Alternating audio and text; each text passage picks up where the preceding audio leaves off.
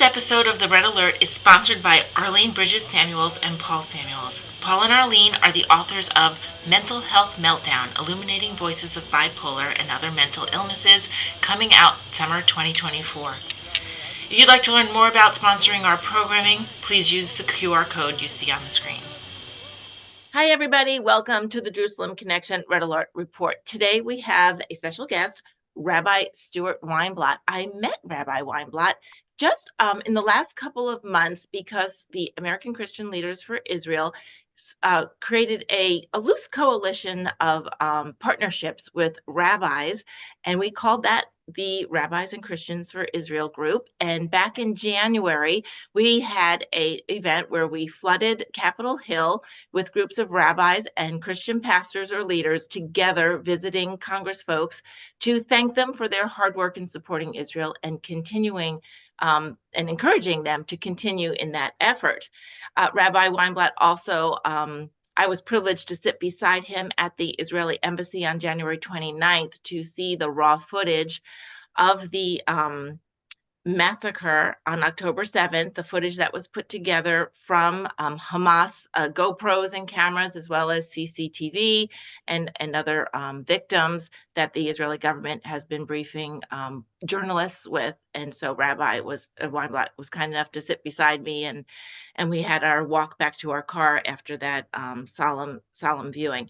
So Rabbi Weinblatt, I wanted to invite you to our show, the Red Alert Report, so that you can explain your perspective on what's been going on in the last week or two in America. I know you've been to Israel twice since October 7th, in January, and again a couple of weeks ago, so you are well versed on what's going on inside Israel in terms of the trauma and the post-October 7 happenings, but also you are deeply embedded in the community here in the Maryland area, Washington, D.C. metropolitan area. And I'd love you to introduce yourself to our viewers in our network and offer your perspective. Since we do work together on events and initiatives, I want to be able to share that knowledge, your knowledge, with our audience. Well, thank you for that lovely introduction, and thank you for all that you do, Amy. It's been a real pleasure to get to know you and other members of the Alliance and Coalition over these last number of months, because we're feeling very much alone. We are feeling, and the we I'm referring to is the Jewish community. Mm-hmm. I'm hearing things from members of my congregation, members of our community that I never heard before, never dreamed of. When I was growing up, we always kind of encountered some anti-Semitism, but it would be usually just negative, obnoxious stereotypes. Now it's actually attempts at intimidation and at bullying and at basically trying ultimately, as I see it, to try and make us ashamed to be Jewish almost. So we know what's been happening over the last couple of weeks on college campuses. We see the attempts to masquerade as free speech, what really is nothing short of bullying and of intimidation. And the people who don't want free speech are trying to use free speech in order to quell free speech. And so that's the situation which we're in. But it's even more than that. Kids crossing the campus at Columbia University report Jewish kids, if they happen to be wearing anything identifiably Jewish, that they are accosted, that they are, in some cases, physically accosted as well. So it's such a problem of discomfort, kind of thing that were any other minority group, it would never be tolerated. That's one of the questions that we have. Why is this allowed to happen to us? When there are acts like this against the Black community or whatever, others, there are appropriate measures that are taken immediately to say this is not, this speech and this behavior is not acceptable. But somehow, when it comes to Jews, when it comes to Zionists or Israel, then all is permitted. Mm-hmm. So that's the I want to give you the background, the milieu of what's happening these days. Israel is attacked on October 7th by a group of madmen who were, intent on killing, murdering, raping, pillaging, robbing, destroying, burning, whatever they could. And somehow those individuals who perpetrated those acts are not the ones who are being condemned. To me, it is a world gone mad, Amy. It is, and even if an official, this happened recently, in a local elected official, they sent out a letter to condemn the actions of Israel with a one clause: we condemn Hamas and the acts of October 7th. However, and when I see that, however, my cackles just go up. And I don't care what your job is and what your role is in government or the private sector. That is an endorsement of evil. This And is a time of tremendous moral clarity. Mhm. And forgive me for saying this, but I actually do not understand how anyone could possibly take the other side in this situation. It is so clear what Hamas is. It is so clear what their intentions are. They've written it in their constitution. They have shown that they intend to act upon it. And yet somehow there are people out there justifying it. To me, it is abominable, it is unconscionable, and it is inexcusable. And what's been spilling over onto U.S. college campuses is clearly orchestrated and funded by a very sinister source. Yes. And it is, just like you said, unacceptable. If any other minority group or identifiable group or person was walking down any college campus and had threats or hostility or bullying, or batted in the eye or the head with a flagpole, I mean, the police would be called, disciplinary measures. And the fact that I heard on the news just recently that Columbia University was negotiating with the protesters, I don't even know what that means. Who are you negotiating with, and why? Why isn't And it what just? is there to negotiate? Yes, Yeah, yes. exactly. Yeah, And yeah. it doesn't help that I mean, I'm sure you've been tracking this, but college faculty for 2 decades or more have been, certain members of certain faculties Sure. have been just really preaching from their classroom pulpit an anti-Zionist or an anti-Israel sentiment or viewpoint, and Correct. that's just going to spill over into. It's amazing that these students and faculty think that they can, even if they disagree vehemently with whatever Israel's political stance or policy or action is, or as a country, why that 18-year-old Jewish classmate is in any way a legitimate target for that anger or that disagreement. Have Well, you been hearing from your congregation or your congregants and the people in your network, other rabbis, how the Jewish students are feeling, or faculty members for that matter, from these So camps? most definitely. I mean, let me just say one of the things is you're right to center much of this on college campuses and to recognize that that it has its underpinnings and precedents, not just as having occurred within the last couple of weeks or so. But indeed, those seeds have been planted long ago. Number two, you're absolutely correct to indicate that this is well-funded, it is nefarious, it is organized, and that anyone who's taking this position is either individuals who are being financed, or the movements or the ideologies and so on, and the encampments are being financed, and or they're just plain stupid.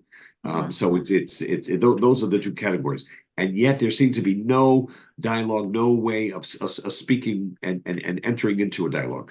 As I said at the outset, they use the mask of freedom of speech in order to oppress and to limit speech. So yes, I am hearing from a number of people in all different quarters in our community about what's happening, and about how scary it is.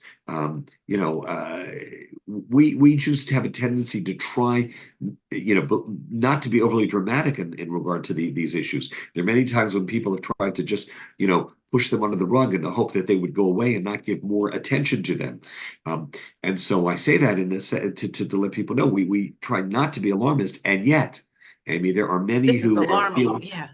and many are feeling parallels to what happened in Germany, in the German universities in the late 1930s, and how that led to something. The Labour Party in England is under Jeremy Corbyn, their previous leader, was so viciously anti-Semitic, and that really originated on college campuses. So I think we have to be concerned about the indoctrination. somehow that because it comes from an academic, it has an imprimatur of intellectualism to it, or perhaps acceptability Legitimacy. and Yeah. respectability, which it does not deserve. These still are very primitive ideas that are not well founded, well justified, or historically justifiable at all. I heard that there was something called some academic movement for Palestine, which basically totally negates history and and negates the historical Jewish presence in the land of Israel. So we find that there is really from so many different quarters. I used to say that Israel's enemies have seen they cannot defeat Israel on the battlefield, and so in many respects they're now relying upon other outlets, the Hmm. area, the arena of public opinion, the arena of the United Nations, and elsewhere. And there they are being very manipulative in order to try and turn the world against Israel and Jews. And it's very, very upsetting and frightening what's going on. It is, and I am so disappointed in the lack of scholarly rigor on these college campuses. I mean, the Middle East studies departments, the histories, even some math professors are getting in on this conversation and rallying up students with lies, and just the history is just wrong. They're not examining the history. And I just feel like what I'm seeing is we've traded in the brown jackets and swastikas from Germany in the 30s for those masks and the kiffas, and it's just the Yes. same brute mentality. And you're right. I think there's an element of these students that are actually ignorant of the facts. By the way, when you mentioned about the group mentality, I don't know if you saw, but one of the things that I've seen is out of Columbia University when somebody with a megaphone would say, "We are now going," and then everyone says as if they are just robots. "We're now going," and then he says, to prevent a Zionist from walking by, a Zionist from walking by," and they just repeat it like as if they have no mind of their own. No, no. Where is And the it voice? Where is the individual to cry out exactly. against And the it's not only is it system? horrible, faulty scholarship, it's also the antithesis of everything that education is Most supposed to definitely. be. Discourse, respect for others' opinions, just the idea of you don't hit somebody walking by you. We learn that in preschool, right? You don't smack somebody for walking by you.